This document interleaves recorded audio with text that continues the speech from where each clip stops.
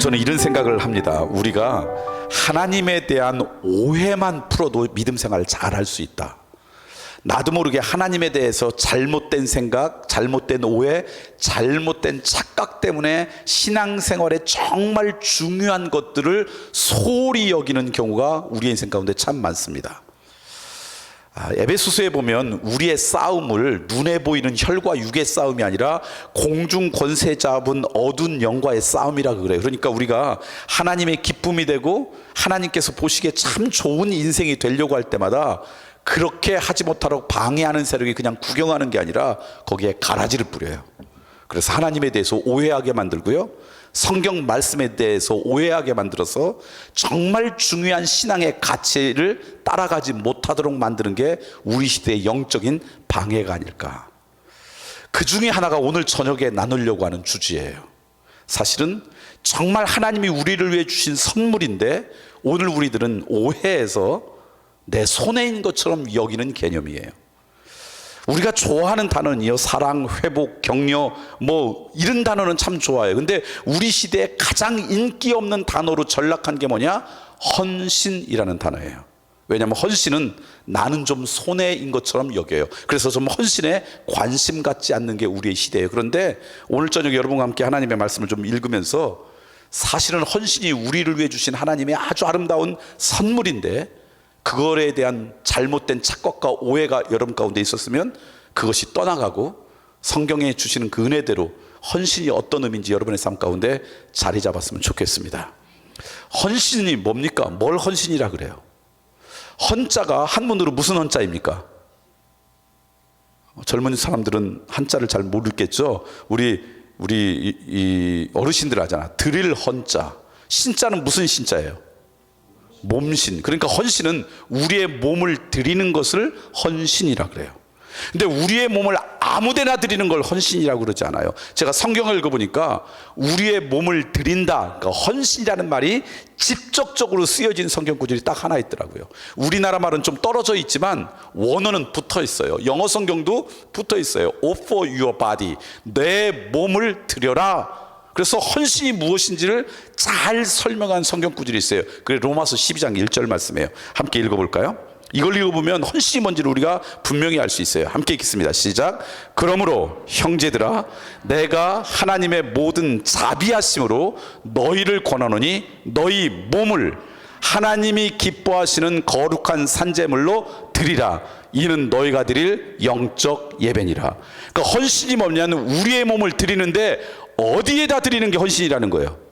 하나님께서 기뻐하시는 곳에 우리의 몸을 드리는 것이 성경에서 이야기하는 헌신이에요.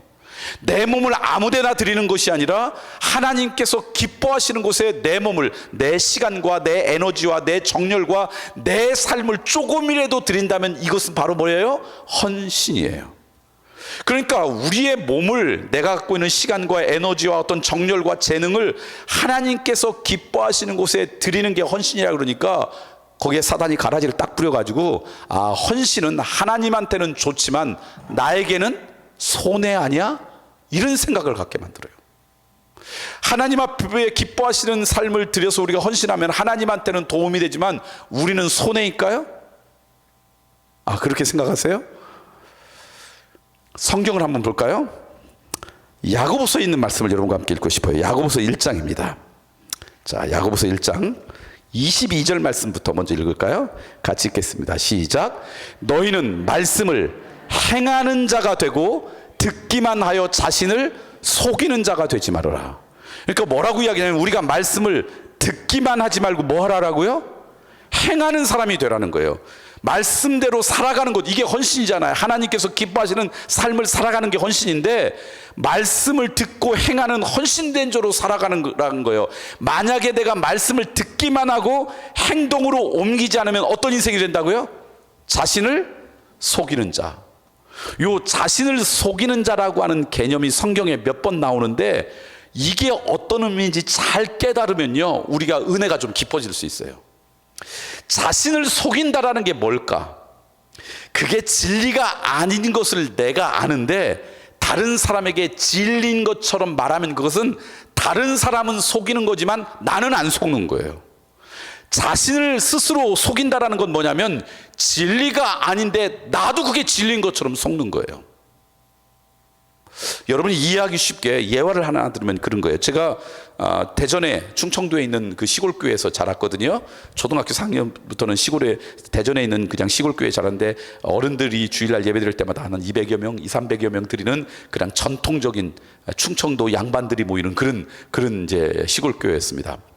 그러니까 지금하고 달리 제가 신앙생활 할 때 그때 제가 중고등학교 때면 1970년대인데 이때만 해도 무슨 교육전도사님이 있고 뭐 그런 시스템이 아니었어요. 담임 목사님만 있고요. 그런 분들이 별로 없었어요. 그래서 저희 중고등학교 다닐 때 우리를 지도했던 교육 목사님이 어떤 분이었냐면 주중에는 대전에 보면 호스돈 여고라고 감리교 계통의 미션 스쿨이 있어요. 호스돈 여고에서 교목을 하시고 주말에는 저희에게 오셔서 우리 중고등부를 가르치시는 교육 목사님이 계셨어요. 저희 아이들이 참 좋아했어요. 왜냐하면 위트도 있어서 재미있으셨고요. 운동도 잘하세요. 왼손잡이인데 탁구를 얼마나 잘 치는지 저는 세상에서 그분 탁구를 제일 잘 친다고 그때 생각할 정도로 기타도 잘 치시고 노래도 잘하고 그래서 그냥 우리 이 청소년들 중고등학교 때 저희들의 우상이었어요. 우리한테는 그분이 아이돌이었어요. 우리한테는 그분이 G.O.D였어요. 하여튼 뭐 그만큼 좋아했던 목사님이에요. 그런데 결혼했는데 10년이 되셨는데 자녀가 없었어요. 그러니까 한 200~300명 모이는 우리 교인들의 기도 가운데 늘 기도가 뭐냐면 어른이고 우리 중고등부배고 늘 우리 교육 목사님 가정에 아이가 있으면 좋겠습니다. 그게 저희들의 기도 제목이었어요. 근데 그 목사님의 사모님이 피아노를 전공하셨어요. 그래서 주일날 11시 예배 대예배 때 성가대가 있으면 성가대에서 반주하시고 성가대 옆자리에 앉아서 예배를 드리시곤 하셨어요. 근데 어느 날 주일날 예배를 드리고 있는데 담임 목사님이 설교하고 계시는데 그 사모님이 저 이 앞에 성가대석에 있다가 갑자기 욱욱 그러더니 뛰쳐나가셨어요. 그러니까 목사님 설교가 중간에 중단된 거예요. 예배가 방해되는 거예요. 그런데 온 교우들이요 얼굴에 미소가 들어갔어요. 그날 그 예배 가운데 은혜가 충만했는데요, 목사님의 설교로 은혜가 충만한 게 아니라 그 사모님의 욱욱 이걸로 그냥 다 은혜를 받았어요. 드디어 우리의 기도를 하나님이 응답하셨다. 너무 기뻤어요. 그런데 곧바로 들리는 소식이 사모님이 입덧이 심하다는 거예요. 그러니까 저희 시골교회에 있는 그 집사님 권사님들이 본인들이 입덧할 때 그거 먹어가지고 입덧이 나아졌다라는 거 있으면 바리바리 다 싸들고 교회에 오시는 거예요. 그 사모님 갖다 드리라고. 그러면 우리 이 청소년부 중고등부 임원들이 그걸 저녁마다 갖다가 목사님 댁에 배달했어요. 그때부터 배달의 민족이 시작된 거예요. 그래서 늘 그 목사님한테 갖다 드리고 막 그랬어요. 근데 얼마 후에 소식이 들리는데 상상 임신이래요. 여러분, 상상 임신은요 진짜 임신을 한 거예요, 안 한 거예요? 안 한 거예요. 근데 본인이 임신을 안 한 것을 알면서도 임신했다고 거짓말하는 거예요? 본인도 임신했다고 믿는 거예요? 이게 스스로 속는 거예요. 진짜가 아닌데 자기 스스로도 진짜인 줄 아는 거예요. 그러니까 오늘 야고보서 1장 22절 말씀은 무슨 얘기냐면요, 내가 말씀을 듣기만 하고 행동으로 옮기지 않으면 스스로 속을 수 있다는 거예요. 뭘 스스로 속아요? 내가 믿음 좋은 줄 알고 신앙생활 잘하는 걸로 스스로 속을 수 있어요. 진짜는 신앙생활 잘하는 거예요, 아니에요? 안 할 수 있는데. 이유는요 이거예요. 우리가 신앙생활하는 궁극적인 목적이 뭡니까? 제가 첫째 날 말씀드렸어요. 예수님의 제자가 어떤 사람이 제자인지. 우리의 신앙생활의 궁극적인 목적은요 지식의 축적이 아니에요. 인포메이션이 아니에요. 트랜스포메이션, 우리의 삶의 변화예요. 누구처럼 변화되어 가는 거예요? 예수님 비슷하게 변화되는 게 우리의 신앙생활의 궁극적인 목적이에요. 그런데 말씀을 열심히 듣기만 하고 행동으로 옮기지 않으면 삶이 변화된 거예요, 변화되지 않은 거예요? 변화되지 않은 거예요. 그런데 우리는 많이 듣기만 하면 그게 믿음 좋은 것처럼 스스로 속을 수 있어요. 그리고 언제가 주님 앞에 가서 그때 후회할 수가 있다는 거예요. 저는 여러분들이 스스로 속지 않기를 소망합니다. 내 믿음의 진짜 모습은 내가 얼만큼 많이 아느냐가 아니라 그 말씀대로 내가 살아가느냐에 있는 거예요. 행동하느냐에 있는 거예요. 그러니까 우리의 믿음의 모습을 알 수 있는 중요한 게 바로 뭐냐면 헌신이라는 거예요. 하나님이 기쁨이 되도록 내 삶을 옮길 때 우리가 스스로 속지 않을 수 있어요. 내가 믿음 좋은 줄 알았는데 아직도 부족하구나. 그래서 그런 사람에게는 날마다 신앙의 성숙이 있어요. 그런데 행동으로 옮기지 않으면요, 자기가 믿음 제일 좋은 줄 알 가능성이 있어요. 그러니까 헌신은 하나님을 위해서 하는 거예요, 나를 위해서 하는 거예요? 아직도 잘 이해가 안 되세요? 야고보서 1장 25절 말씀 읽어볼까요? 또 헌신하면 유익이 하나님이 아니라 우리가 내 있다는 게 스스로 속지 않는 것도 있지만 25절 말씀에 이렇게 이야기해요. 함께 읽겠습니다. 시작. 자유롭게 하는 율법, 온전한 율법을 들여다보고 있는 자는 듣고 잊어버리는 자가 아니요 뭐 하는 자라고요? 실천하는 자니 이 사람은 그 행하는 일에, 그러니까 하나님의 복이 이 사람이 얼만큼 많이 듣고 아느냐에 있다라는 거예요. 그 말씀을 우리의 삶 가운데 실천하는 데 있다라는 거예요. 우리가 실천하는 곳에 하나님의 복이 있다.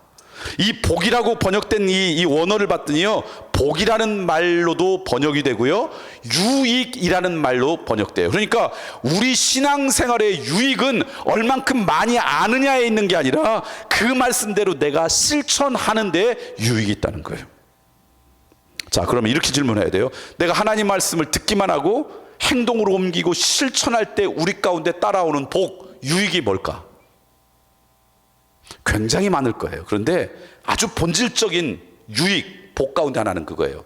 내가 부족하지만 하나님 앞에 기뻐하는 사람으로 살아가야 되겠다. 그래서 내 시간을 하나님 기뻐하는 곳에 드리고 내 재능도 좀 드리고, 이게 헌신이잖아요. 그렇게 실천하면서 내가 계속해서 살아갔어요. 그럼 내가 그렇게 살아가는 그 순간에 뭐로부터 멀어져요?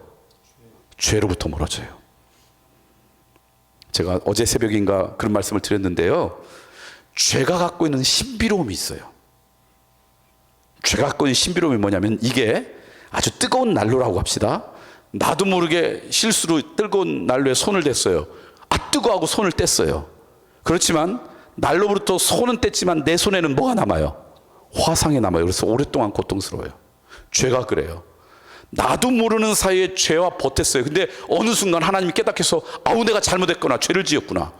그리고 하나님 앞에 와서 회개하면, 오늘 새벽에 말씀드렸나요? 하나님 앞에 우리가 스스로 우리의 죄를 자백하면 하나님은 의로우고 미쁘셔서 우리가 고백한 죄를 어떻게 해주세요?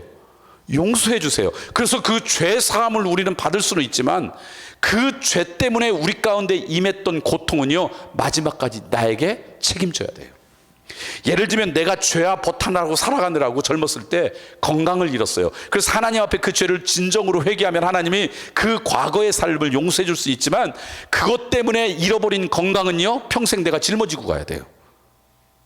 내가 하나님 앞에 범죄하다가 사생아를 낳았어요. 그래서 하나님 앞에 진심으로 회개하면 하나님이 우리의 죄를 용서해 주지만 그 아이는 내가 평생 책임져야 돼요. 그래서 죄라고 하는 것은, 죄가 우리의 삶 가운데 오면요, 이게 죄라고 생각하고 하나님 앞에 회개하면 용서는 받을 수 있지만 죄의 흔적과 고통은요, 오랫동안 우리 가운데 고통을 줘요. 두 번째, 죄가 갖고 있는 특징 가운데 하나는 뭐냐면, 그래서 내가 죄 짓지 말아야지, 죄 짓지 말아야지, 죄 짓지 말아야지 그러면요, 나도 모르게 죄와 점점 가까이 가요. 어둠을 묵상하면 묵상할수록 어둠에 가까이 가는 거하고 똑같아요. 제가 며칠 전에 얘기했죠. 내일 새벽에 예배 참석하려고 빨리 자야지, 빨리 자야지 그러면 잠이 잘 와요, 더 안 와요? 그런 거하고 비슷해요. 그래서 죄로부터 멀어지는 것은 내가 죄 짓지 말아야지, 죄하고 멀어져야지 이거 생각한다고 죄로부터 멀어지는 게 아니라, 부족하고 연약한 인생이지만 내가 갖고 있는 시간과 재능을 하나님께서 기뻐하시는 곳에 조금이라도 드리기 시작하면 하나님 앞에 그 기뻐하는 삶을 살아가는 그만큼은 뭐하고 멀어져요? 죄. 그러니까 헌신하면 그 유익이 누구에게 있어요? 나에게. 뭐하고 비슷하냐면요, 제가 시골에서 살다가 이제 서울로 이제 대학을 갔잖아요. 그러니까 그때는 한국 사회가 지금처럼 윤택할 때가 아니에요. 어렵게 살 때죠. 그러니까 저도 시골교회 목사들이 서울 갔으니 뭐가 있겠어요. 그냥 열심히 알바하고 그냥 모아서 살아도 늘 용돈이 부족한 거예요. 그냥 열심히 일해도 그냥 그 알바비 받은 일주일은 왕자처럼 살고 나머지 3주는 거지처럼 살고, 이게 이제 20대에 막 이제 시작했던 남자 대학생들의 삶이죠. 아무리 아끼려고 해도요, 기본적으로 갖고 있는 용돈이 적으니까 주머니에 돈이 남을 때가 없어요. 늘 모자라요. 근데 어느 날 보니까 주머니에 제법 돈이 있는 거예요. 언젠지 아세요? 중간고사 기간하고 학기말고사 기간. 제가 돈을 어떻게 아낄까 고민하는 게 아니라 다른 때보다 중간고사 기간과 학기말고사 기간에는 주로 시간을 어디서 보냅니까? 도서관에서 보다 보니까 뭐 할 시간이 없어요. 그래서 그때는요, 주머니가 두둑해져요. 똑같아요. 내가 죄 짓지 말아야지 이런다고 죄로부터 멀어지는 게 아니라 내가 최선을 다해서 하나님의 기쁨이 되는 곳에 내 삶을 드리면 그 드린 만큼만 이 죄로부터 멀어져요. 그러니까 헌신의 가장 큰 유익은 누구예요? 나예요. 자, 보세요. 하나님이 기뻐하시는 곳에 우리의 삶을 드리는 것, 이게 헌신인데, 그러면 내가 스스로 속지 않을 수 있어요. 내가 믿음도 없는데 믿음 있는 것처럼 속았다가 나중에 낭패당하지 않을 수 있어요. 그리고 내가 헌신한 것만큼 그 복이, 그 유익이 누구에게 있어요? 나에게 있어요. 그러니까 헌신의 궁극적인 유익은 누구에게 있어요? 나에게. 여러분, 우리가 하나님의 기쁨이 되는 삶을 살아간다고 하나님 앞에 유익이 안 되는 건 아니에요. 이걸 제가 여러분이 이해하기 쉽게 이렇게 얘기할 수 있어요. 여기에 물이 있는데요, 이 컵을 공지천에 부으면 공지천 수위가 올라갈까요, 안 올라갈까요? 올라가요. 이만큼. 그런데 느낄 수 있어요, 없어요? 우리의 헌신이 하나님 앞에 유익되는 건 이 정도일 거예요. 우리의 헌신과 상관없이 하나님의 전능성은 의심받지 않아요. 하나님은 창조주시고 이 땅을 섭리하시는 분이세요. 우리의 헌신과 상관없이 하나님의 존재 가치는 그곳에 영향받지 않아요. 내가 헌신한다고 하나님의 존재 가치가 올라가고 내가 헌신하지 않는다고 하나님의 존재 가치가 내려가지 않아요. 우리의 헌신과 상관없이 하나님은 하나님이세요. 그런데 우리가 하나님의 기쁨이 되면 어느 정도 유익이냐? 이 물을 공지천에 부는 정도의 유익일 거예요. 그런데 헌신하면 진짜 유익은 누구에게 있어요? 나에게. 근데 가라지를 뿌려서 헌신하면 하나님한테는 좋고 교회한테는 좋고 목사님한테는 좋지만 나는 손해인 것처럼 오해하게 만들어요. 그래서 헌신이 인기 없는 단어가 됐어요. 저는 그 오해가 이 말씀을 통해 떠나가길 소망합니다. 헌신할 때 헌신의 가장 큰 유익은 누구에게 있다고요? 헌신하는 나에게. 이렇게 말씀드리면 여러분 가운데 목사님 말씀 맞긴 한데요, 제가 아직 신앙이 부족해요. 그래서 신앙이 조금 더 잘한 다음에 헌신할게요. 지금 내가 헌신하면 오히려 하나님의 영광을 가릴 것 같아요. 그래서 제가 조금 더 믿음이 성숙하고 거룩해진 다음에 그때 헌신할 때 하나님한테 그리고 진짜 유익되는 거 아니에요? 라고 생각하는 사람이 생각보다 많아요. 자, 다시 한번 말씀을 볼까요? 로마서 12장 1절 말씀 보겠습니다. 자세히 읽어보세요. 로마서 12장 1절 말씀 같이 읽습니다. 시작. 그러므로 형제들아, 내가 하나님의 모든 자비하심으로 너희를 권하노니 너희의 몸을 하나님이 기뻐하시는 거룩한 산제물로 만들어서 드리라 그랬어요? 그냥 드리라 그랬어요? 이게 이곳에 담겨있는 영적인 원리예요. 우리들이 내 몸을 하나님께서 기뻐하시는 그런 모습으로 만든 다음에 드린다, 그건 또 오해하고 속는 거예요, 사단한테. 우리는 우리 스스로 하나님께서 기뻐하시는 존재가 될 수 있다고요, 없다고요? 없어요. 내가 흠이 있고 연약한 인생이지만 하나님의 기쁨이 되는 곳에 내 삶을 드리는 그 순간만이 거룩한 인생이죠. 그러지 않으면 거룩한 인생이 아니에요. 그래서 내 스스로 그런 인생으로 변화되고 성장해서 하나님 앞에 헌신하는 게 아니라 지금 흠이 있고 부족함이 있는데도 불구하고 하나님 앞에 내 삶을 드리면 그 순간만이 우리의 인생은 아름다운 인생이 되는 거예요. 만약에 제가 글씨를 쓰면서 펜이 좋지 않아서 글씨가 잘 못 써졌어요. 그러면 저는 글씨를 잘 쓰는 사람일까요? 못 쓰는 사람일까요? 못 쓰는 사람이에요. 명필은 붓을 가려야 안 가려요? 안 가려요. 어느 목수가 연작이 좋지 않아서 책상이 잘못 만들어졌어요 라고 한다면 그 목수는 실력 좋은 목수, 별로인 목수? 별로인 목수.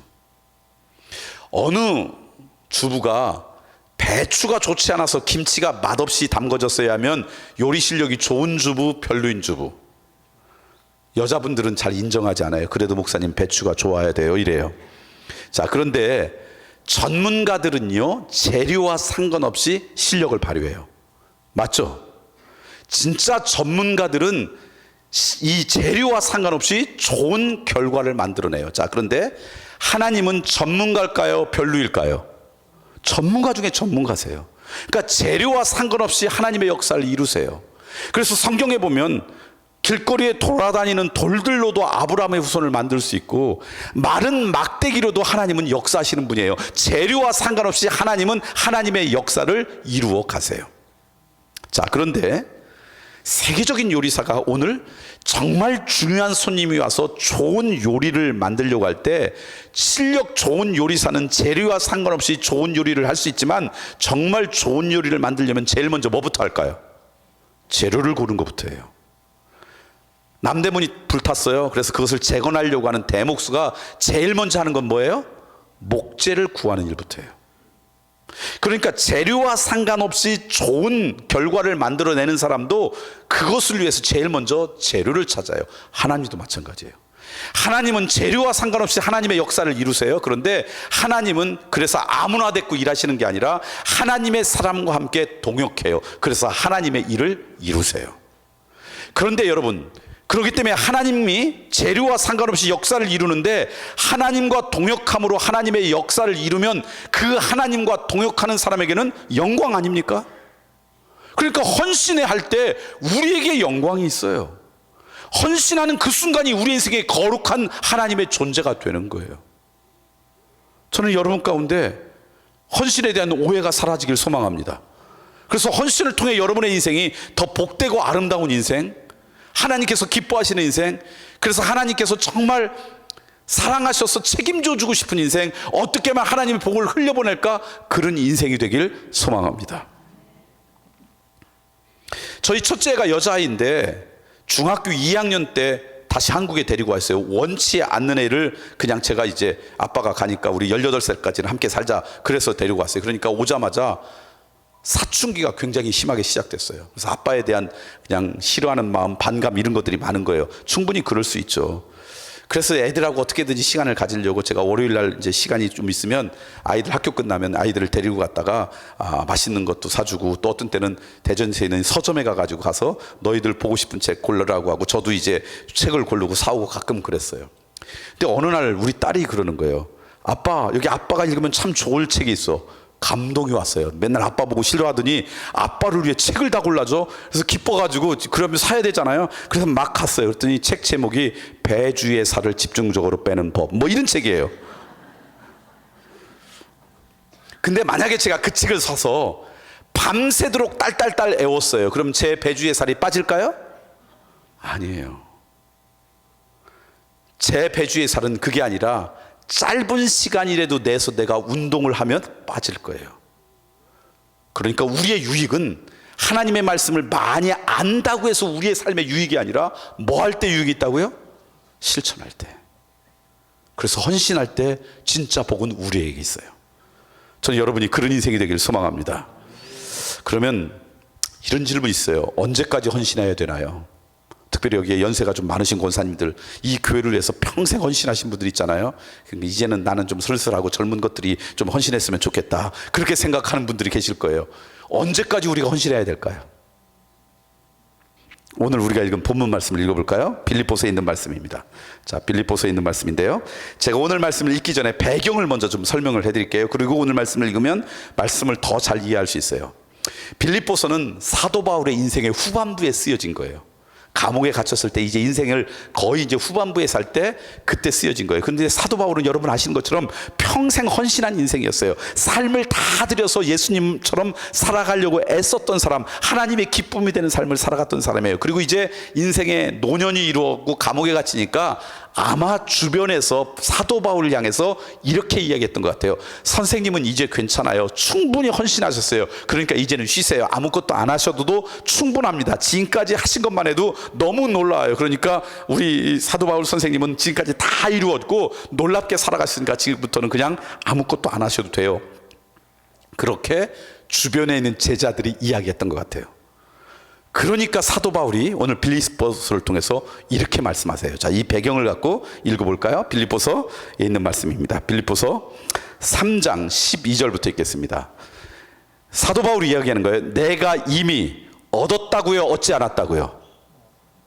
남들은 이미 다 이루었잖아요. 이제 그만하셔도 되는데 사도 바울이에요. 내가 이미 얻었다고요, 얻지 않았다고요? 얻지 않았대요. 온전히 이루었다함도 아니라 오직 내가 그리스도 예수께 잡힌 바 된 그것을 잡으려고 지금 뭐 한다고요? 달려가노라. 13절입니다. 또 이야기해요. 형제들아, 나는 아직 잡았다고요, 잡지 않았다고요? 잡은 줄로 여기지 아니하고 오직 한 일, 즉 뒤에 있는 것은 잊어버리고 앞에 있는 것을 잡으려고. 14절입니다. 표대를 향하여 그리스도 예수 안에서 하나님이 위에서 부르신 부르심의 상을 위하여 뭐 한다고요? 달려간다. 자, 이제 질문할게요. 언제까지 헌신해야 돼요? 이 말씀을 우리의 언어로 제가 해석을 하면 이런 얘기예요. 내 인생의 마침표는 언젠가 주님 앞에 서는 그날 찍히지, 이 땅에서의 내 삶은 ing형이에요. 진행형이라는 거예요. 내 인생의 결론은 이 땅에서 있는 게 아니라 언젠가 주님 앞에 서는 그날, 그때 완성되고요. 여기서는 열심히 진행형이기 때문에 사도 바울이 너희들이 이제 그만, 괜찮아요, 선생님 그만하셔도 돼요, 그래도 나는 뭐 하겠다고요? 달려가겠다. 우리가 갖고 있는 신체적인 나이, 내 삶의 여건에 따라 헌신의 종류는 달라질 수 있어요. 헌신의 방법은 달라질 수 있어요. 그러나 내 삶의 현장 가운데 언제까지 헌신해야 된다는 거예요? 주님 앞에 서는 그날까지. 계속해서 뭐 하라고요? 달려가라고. 근데 그렇게 달려가기 위해서는 중요한 거 한 가지를 해야 된대요. 다시 한번 읽어볼까요? 13절 보니까 이렇게 이야기해요.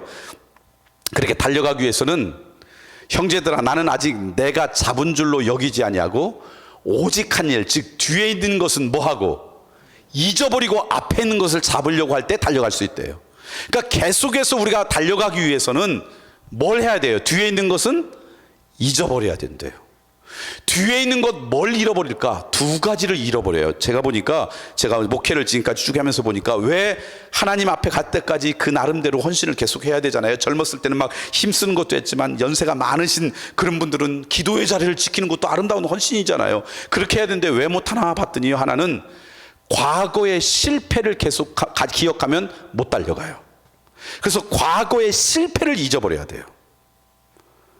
여러분, 하나님은 우리가 잘못해서 실패했다고 책망하는 분이 아니에요. 하나님은 우리가 다시 일어나서 달리기 시작하면 박수 쳐주시는 분이세요. 그리고 우리가 살아가면서 수없이 많은 실패 위에 온전해지는 게 많아요. 여러분, 지금 잘 걷기 위해서 몇 번 넘어지셨어요? 어렸을 때 걸음 말 배우려고. 셀 수 없이. 우리가 이렇게 말을 잘하기 위해서 얼마나 말을 더듬었습니까?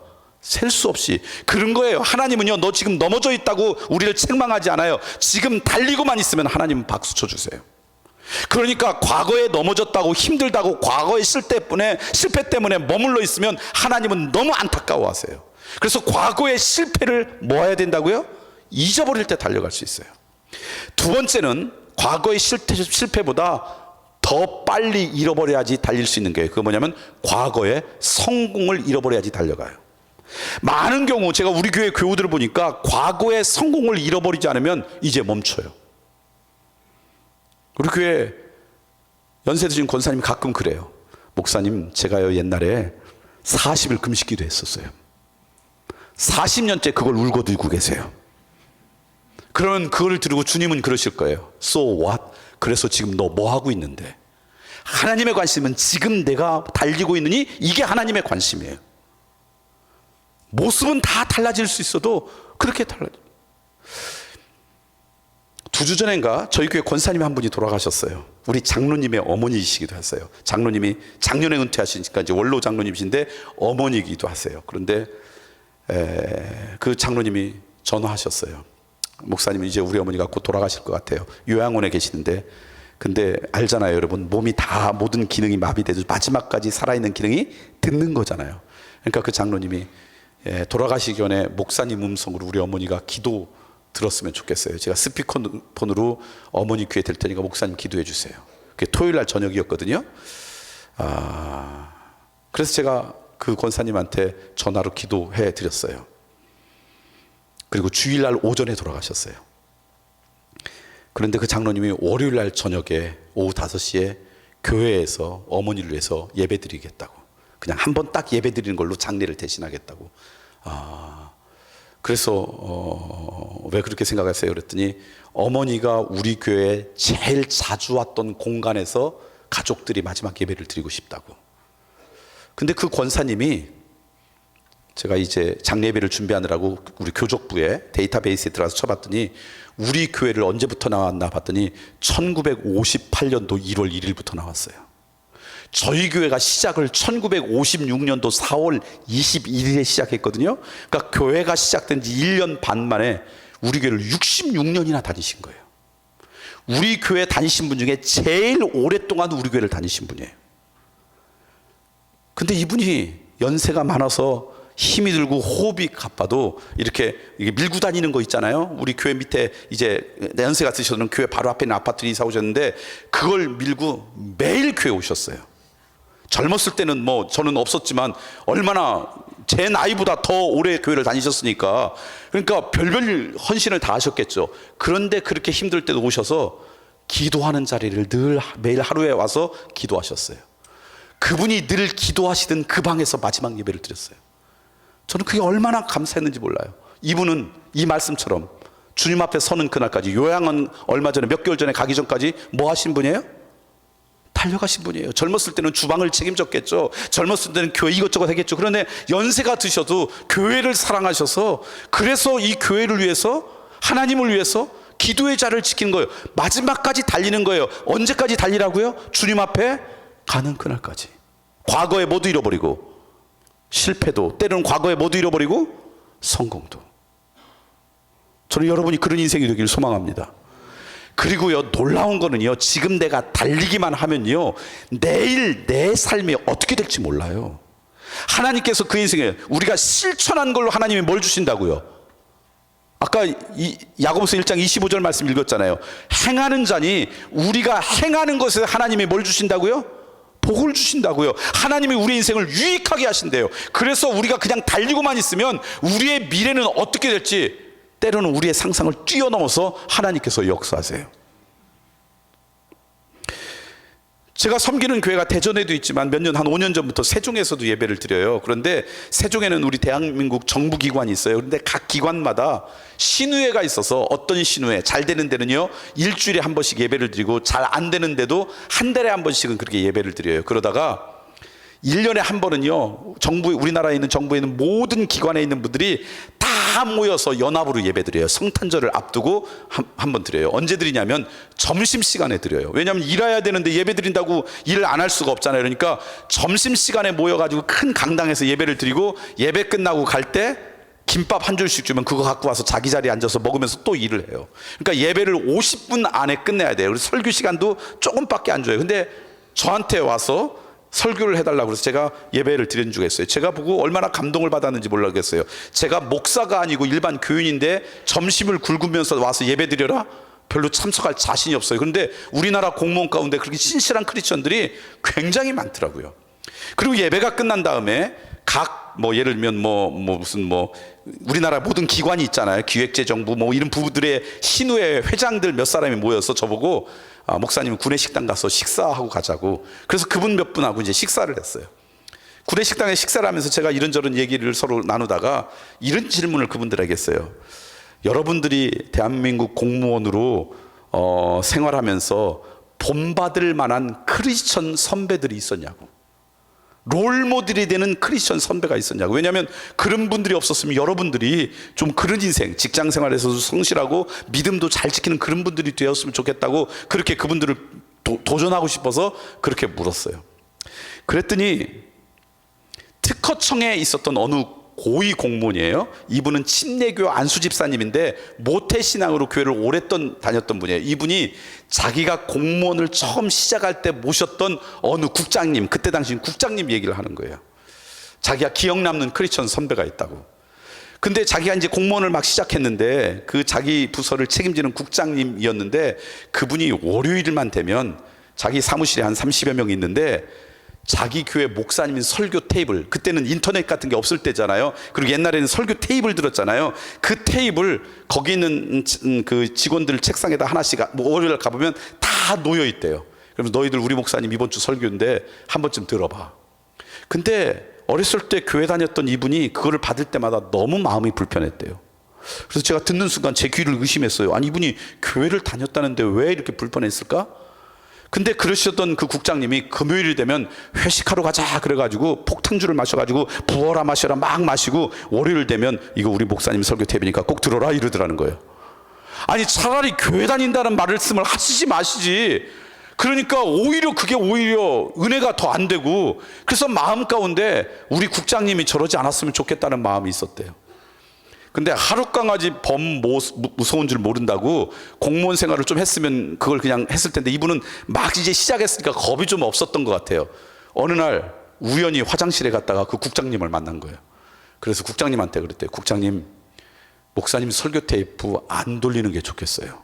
그래서 왜 그랬더니 오히려 은혜가 안 돼요. 그리고 왔대요. 그런데 월요일 되니까 또 이거 우리 목사님 설교 테이프야 좀 더 잘 들어봐. 그리고 금요일 되면 또 부하라 마셔라 막 회식을 하고. 근데 어느 날 그렇게 회식해가지고 술이 이만큼 취했는데 그분이 일장 연설을 하더래요. 너희들이 내가 우리 목사님 설교 테이프 준다고 너희들이 그렇게 조롱조롱하고 그냥 비난하고 그런 거 다 안다고. 그런데 너희들이 내가 어떻게 살아왔는지 아냐고 그러면서 자기의 과거 이야기를 좀 하더래요. 경상북도 산골 출신이래요. 그러면서 이렇게 표현했대요. 그분이 나는 버스, 자동차보다 비행기를 먼저 봤다고. 하도 시골에서 차가 안 들어오는 거예요. 근데 비행기는 하늘로 다니니까 어느 시골인지 자기는 태어나서 비행기부터 본 사람이라고, 자동차는 나중에 봤다고. 그 시골을 벗어날 수 있는 유일한 길은 공부 열심히 하는 것밖에 없어서 최선을 다해서 공부했대요. 그래서 읍내에 있는 중학교에 진학한 거예요. 죽어라고 공부해가지고 군청 소재지에 있는 고등학교에 진학한 거예요. 그리고 죽어라고 공부해가지고 서울 시내에 있는 어느 대학에 온 거예요. 그리고는 공무원 시험을 봐서 공무원이 됐어요. 그런데 자기는 백도 없고 아무 줄도 없으니까 내가 이 공무원으로 성공할 수 있는 길은 다른 사람보다 열심히 일하는 것밖에 없다. 공휴일 때도 출근하고 주일도 출근하고 누구보다도 열심히 일을 했대요. 그러다 결혼을 했고 자녀를 2명 낳았어요. 그러니까 아내도 그렇고 자녀들도 아버지 부재인 가정에서 자란 거야. 아버지가 계시지만 자기들이 자기 전까지는 아버지 얼굴 볼 수 없고, 공휴일이 돼도 아버지는 일하러 가고. 그러니까 이 아내와 아이들이 뭐 하겠어요? 어느 날 눈치를 보니까 교회를 다니는 것 같더래요. 그래서 오히려 자기는 마음으로 안도했대요. 왜냐하면 어차피 휴일날 자녀들과 함께 시간을 못 보내는데 자기들 가서 좋은 시간 보내면 좋겠지. 그래서 그래 교회에도 열심히 다니라 그렇게 생각했대요. 근데 애들이 점점 커가면서 자기한테 압력이 오기 시작하더래요. 어느 날 가끔 가족들이 함께 밥 먹을 때 되면 자기만 빼고 셋이 다 기도하더래요. 그러면서 애들이 기도하면서 우리 아빠도 교회 다니게 해주세요 뭐 이런 기도를 하는 거예요. 그래서 그러면 애들을 혼냈대요. 너희들 교회 다니게 해주는 것만도 감사해. 그런 기도하지 마. 근데 점점점 자기도 나이가 먹고, 그리고 아이들도 커가고, 아내도 이제 나이가 들어가면서, 어젠가도 얘기했잖아요. 남자들은 나이가 들수록 누구 얘기 들어야 돼요? 아내 얘기 듣잖아요. 그래서 남편 믿지 않으면 빨리 늙으라고 기도하시라고 내가 그랬잖아요. 그러니까 어느 순간 이분이 똑똑했던 분 같아요. 일주일이 168시간인데 그중에 2시간만, 오고 가는 시간하고 예배드리는 1시간을 빼서 2시간만 하면 우리 가족이 행복하겠구나. 여러분 168시간 중에 2시간을 투자하고 166시간이 행복하면 투자할 가치가 있어요 없어요? 엄청난 거잖아요 이거. 그래서 가정의 평화를 위해서 교회를 다니기 시작했대요. 그래서 예배드리고 안 하는데 처음에는 무슨 말인지 모르고 그냥 앉아서 졸다만 오고, 그럼 부인이 옆에 꾹꾹 찌르면 눈을 떴다 이렇게 드렸는데, 어느 날 목사님의 설교가 귀에 들어오기 시작하는데 좋은 말씀이더래요. 그래서 좋은 말씀이고, 아 이거 참 좋네. 그러다가 무슨 생각이 드냐면, 이 목사님의 좋은 말씀을 우리 부서에 있는 내 동료들도 들으면 얼마나 좋을까? 그 생각이 든 거예요. 그래서 그걸 갖고 와가지고 월요일마다 나눠주기 시작한 거예요. 그러면서 그러더래요. 너희들 그거 아냐고. 내가 우리 부인 따라 교회 나가기 시작하기 전에는 날마다 회식했는데 이제는 일주일에 한 번밖에 안 한다고. 내가 신앙이 있는 건 아니지만 그래도 일주일에 한 번씩 가정의 평화를 위해서 교회에 앉았는데 좋은 말씀 듣다 보니까 내 삶도 이렇게 좀씩 더 나아지더라고. 그러니까 너희들도 들으라고 이거 주는 거라고. 이해가 돼요 안 돼요? 저한테 얘기했던 그 모태신앙이 그 얘기를 듣고는 이해가 됐대요. 그럴 수 있겠구나. 10수년이 지난 다음에 이분이 이제 다른 부서를 가고 10수년이 지난 다음에 우리나라 어느 부서의 차관으로 이분이 공직을 은퇴했대요. 근데 차관으로 은퇴하기 전에 자기하고 함께 있었던 그런 분들을 다 초청해서 서울에서 식사 모임을 했대요. 그래서 자기가 이 세종에서 이제 아내하고 같이 부부 동반을 모이라 해서 그 식사 장소에 갔더니 놀랍게도 술이 없더래요. 주스만 있고.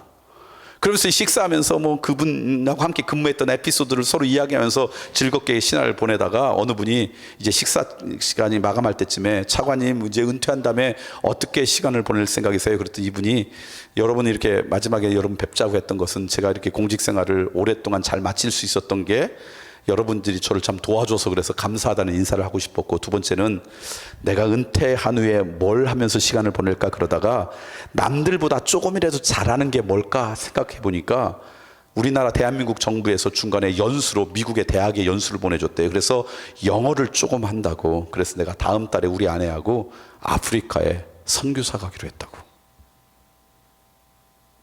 그 얘기를 듣는 순간 저한테 얘기해 주는 그 특허청 공무원이요, 전율이 돋더래요. 전문적인 용어로 치면 닭살이 올라오더래요. 그럴 수 있어요, 없어요? 뭐만 하면, 달리기만 하면. 지금 부족하고 연약해도요, 우리의 마지막 결승점은 어디라고요? 주님 앞에 서는 그날. 그래서 지금 하고 있는 게 부족하고 연약하지만 내가 뭐만 하면, 달리고만 하면요, 우리의 인생이 어떻게 하나님께서 인도하실지 몰라요. 언제까지 헌신하는 거라고요? 언젠가 우리의 인생의 마지막 결승점은요, 주님 앞에 서는 그날이에요. 내 삶의 형편에 따라, 내 건강에 따라 그게 무엇이든지 하나님의 기쁨이 되는 곳에 내 삶을 드리는 거예요.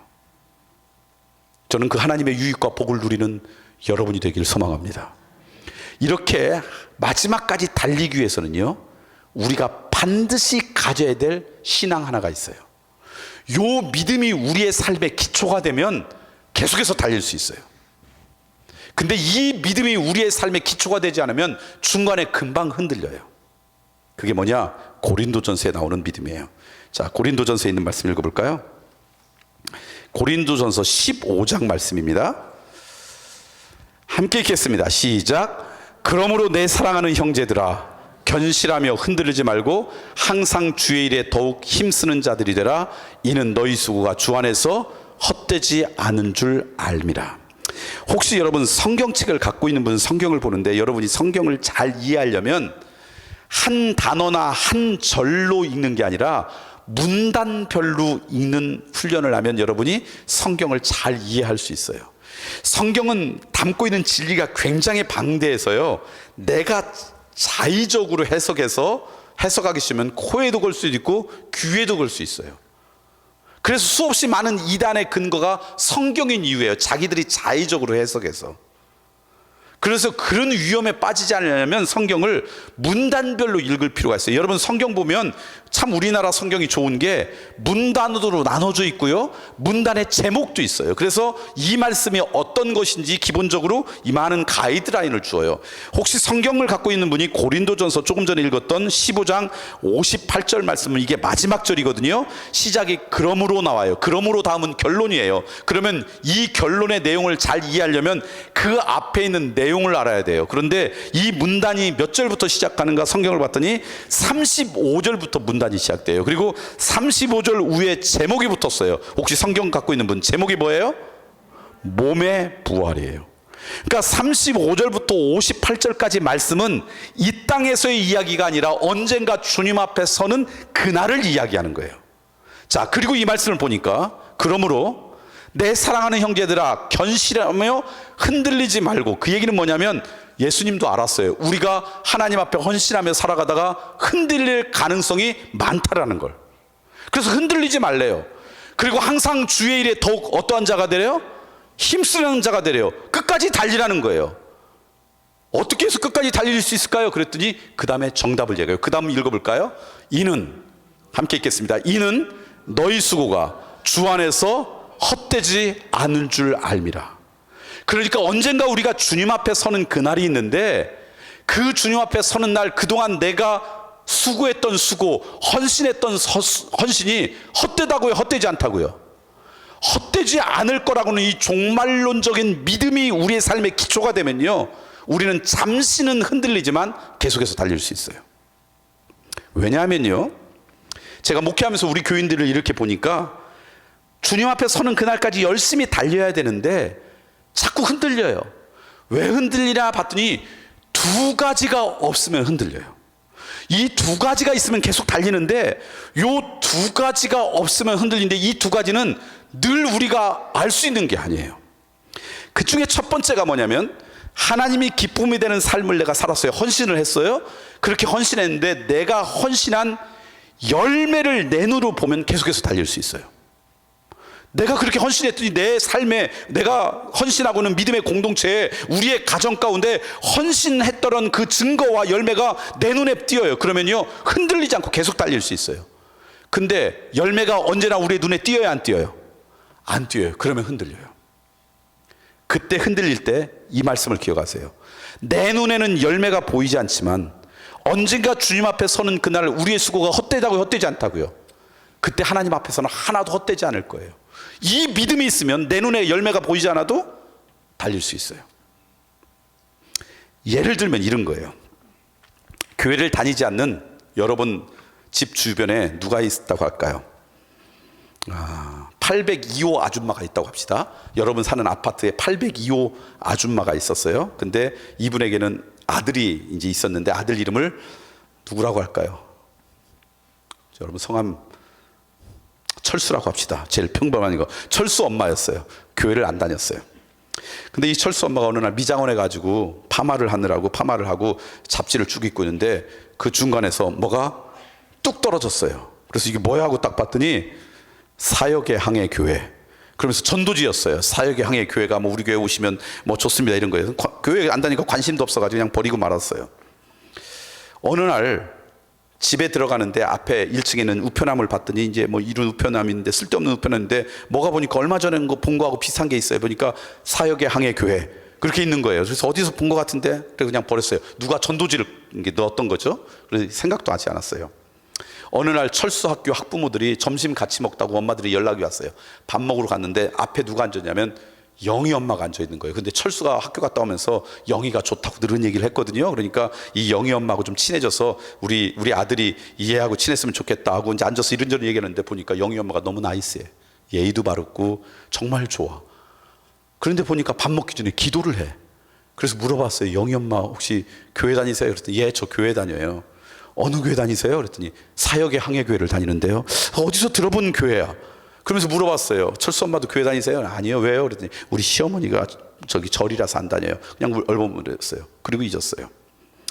어느 날 보니까 철수 엄마가 몇 호에 산다고 그랬어요? 제가 아까? 802호. 902호 아줌마가 띵똥거리는 거예요. 아니지. 802호 사니까 702호 아줌마가 띵똥거리는 거예요. 딱 보고 이제 그날이 왔구나.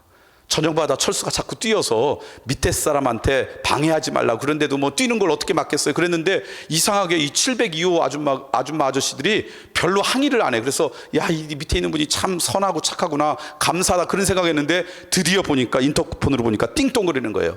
이제 그날이 왔구나. 그래서 졸리는 마음으로 문을 열고 딱 봤더니 이 702호 아줌마가 조그만 통을 주면서 제가 김치를 담았는데 그냥 이거 드시라고 갖고 왔어요.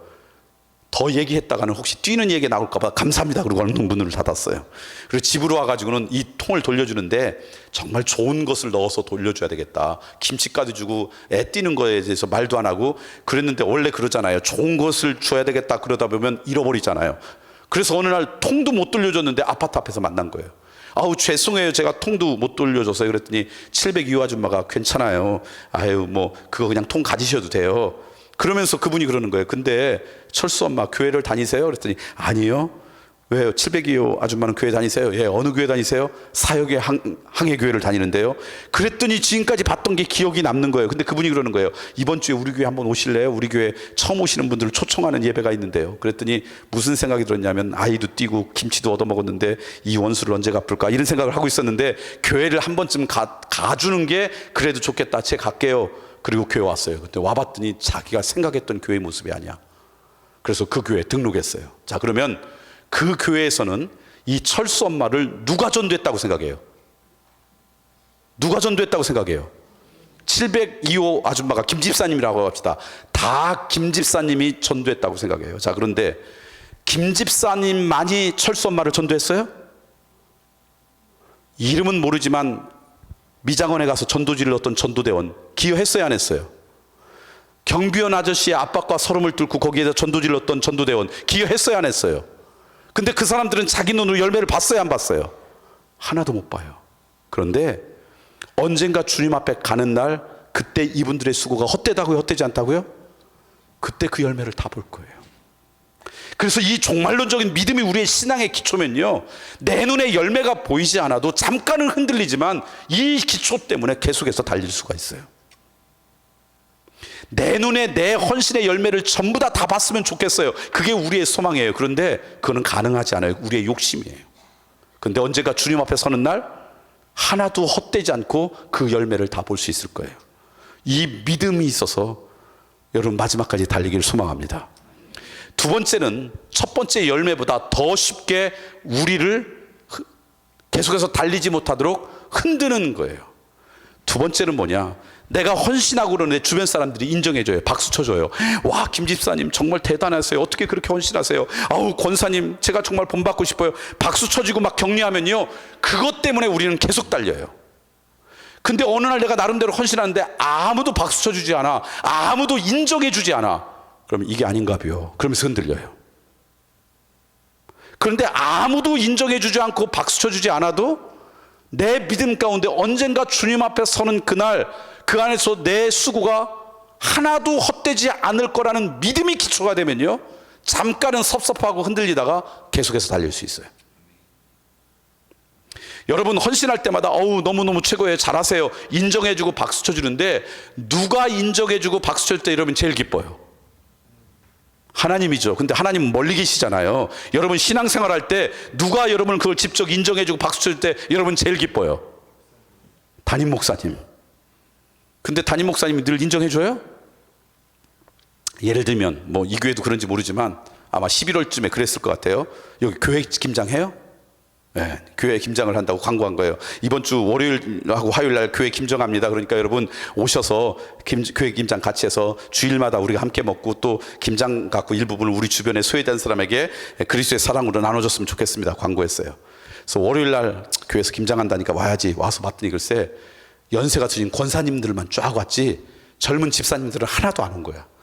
그러니까 권사님들이 첫째 날이 힘들잖아요. 배추도 다듬어야 되고 절여야 되고 막 힘들잖아요. 그러니까 이거 하면서 권사님이 앉아가지고 그냥 투덜투덜거렸어요. 요즘 젊은 사람들은 교회 헌신을 안 한다고, 이제 우리가 죽으면 교회 김장도 못 한다고 막 투덜투덜 불만을 하면서 막 배추를 막 이렇게 다듬으니까 그 이야기를 듣고 배추가 축복을 받아야 되는데 그런 얘기 들으니까 배추가 왜곡돼가지고 뭐 맛없는 김치가 이제 담겨질 수밖에 없는 상황이 된 거예요. 그래서 그냥 투덜투덜하고 집에 갔더니 허리도 아프고 뭐 집에 있는 김장도 안 하는 시대인데 교회에서 이걸 한다고 그래서 그냥 힘들었어요. 그 다음날 아침에 일어나는데 허리도 아프고 그러지만 에이 그래도 오늘까지 김장을 삼아야지 누가 하겠어. 그리고 권사님들이 이제 교회 온 거예요. 근데 젊은 집사님들이 잔뜩 온 거예요. 그러면서 그분들이 그러는 거예요. 권사님 죄송해요. 어제 우리 아이들 학교에서 뭐 일이 있어서 우리 못 왔어요. 어제 수고 많이 하셨죠? 그러니까 권사님들 이리 오세요. 앉히더니 커피를 뽑아가지고 다 주시면서 권사님들 여기 앉으셔서 커피 드시고 있어요. 이제 남은 건 저희들이 할게요.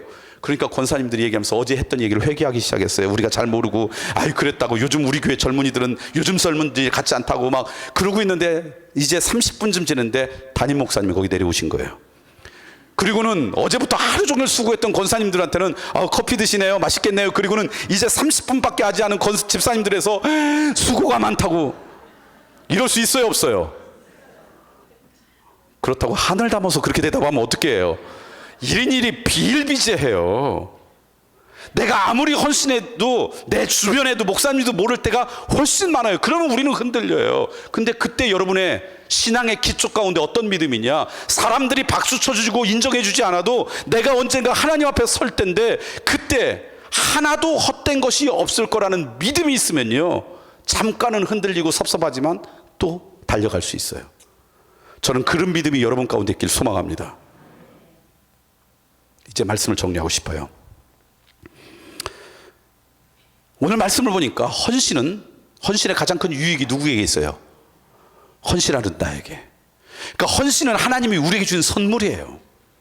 헌신은 하나님께서 우리가 좀 더 아름다운 하나님의 자녀가 되라고, 신앙생활의 기쁨을 누리는 인생이 되라고, 하나님께서 원하시는 복된 삶을 좀 맛보라고 우리에게 주신 귀한 선물이에요.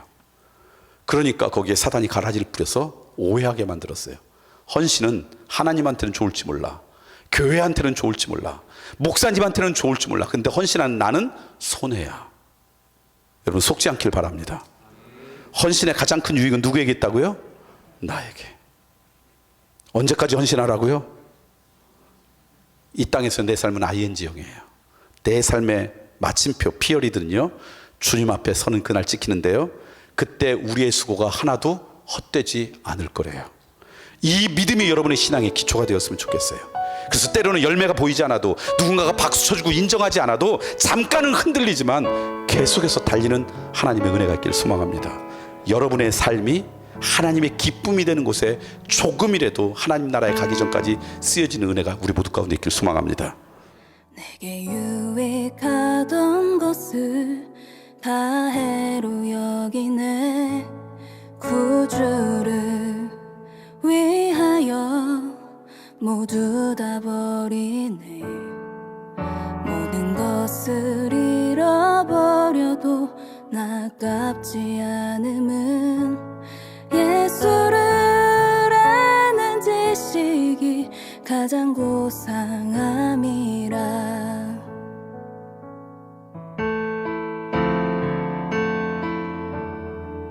육체를 신뢰하지 않고 겸손한 마음으로 부활의 능력과 고난에 참여하며 그의 죽으심을 본받아 그리스도를 얻고 예수의 안에서 발견되려 함이라. 뼈대를 향하여 그리스도 예수 안에서 부름의 상을 위하여 달려가노라. 이전에 있는 것은 모두 잊어버리고 앞에 계신 그리스도께로 달려가노라. 내게 유익하던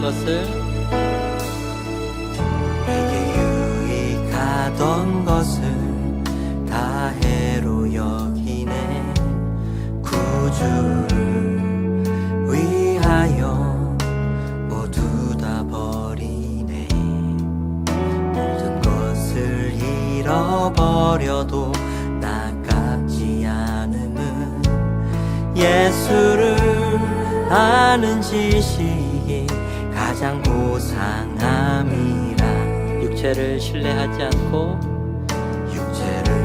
신뢰하지 않고 겸손한 마음으로 부활의 능력과 고난에 참여하며 그의 죽으심을 본받아 그리스도를 얻고 예수의 안에서 발견되려 함이라. 뼈대를 향하여 그리스도 예수 안에서 부름의 상을 위하여 달려가노라. 이전에 있는 것은 모두 잊어버리고 앞에 계신 그리스도께로 달려가노라. 뼈대를 향하여 그리스도 예수 안에서 부름의 상을 위하여 달려가노라. 이전에 있는 것은 모두 잊어버리고 앞에 계신 그리스도께로 달려가. 율법에서 난 것이 아니요 오직 그리스도를 믿는 믿음으로 난 것이라.